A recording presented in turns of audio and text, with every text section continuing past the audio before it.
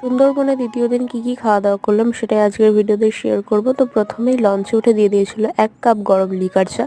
তারপর আমাদের ব্রেকফাস্ট ছিল ডাল পুরি, আলু দিয়ে ছোলার ডাল, আর তার সাথে ছিল একটা করে জয়নগরের মোয়া।